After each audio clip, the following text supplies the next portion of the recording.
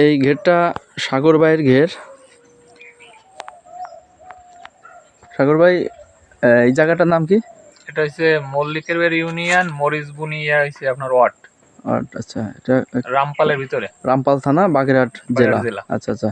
তো আপনি তো এখানে কতদিন ধরে চাষ করতেছেন? আমি এখানে 3-4 বছর যাবত।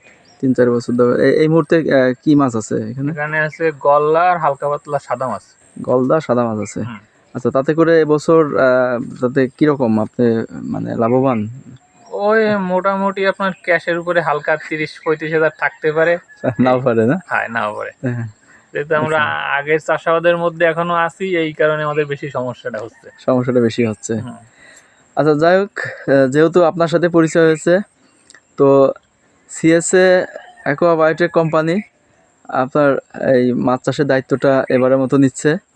চাষ আপনিই করবেন, সম্পূর্ণ তত্ত্বাবধান আপনার সিএসএ অ্যাকোয়া বায়োটেক কোম্পানি করবে। সিএসএ অ্যাকোয়া বায়োটেক কোম্পানির যে সয়েল পাওয়ার আছে, ভিটাম্যাক্স, গ্রোফাস্ট আছে, আপনি এটা দিয়ে এবারের মতো চাষ করেন এবং চাষ করে দেখেন যে আসলে লাভবান হওয়া যায় কিনা। কারণ আমি মনে করি যে মাছ চাষের মধ্যে চিংড়ি চাষটাই সবচেয়ে বেশি লাভজনক চাষ।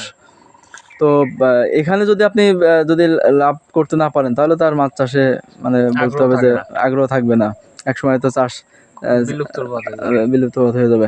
তো যাক, আমি আপনাকে ভরসা দিচ্ছি, আপনি এখানে সব ক্লিয়ার করে আপনি নতুন করে ঘের প্রস্তুত করেন, আপনাকে সব ধরনের সাপোর্ট দেওয়া হবে।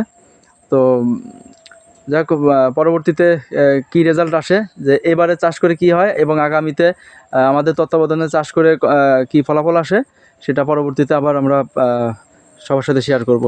ঠিক আছে ভাই, ধন্যবাদ আপনাকে।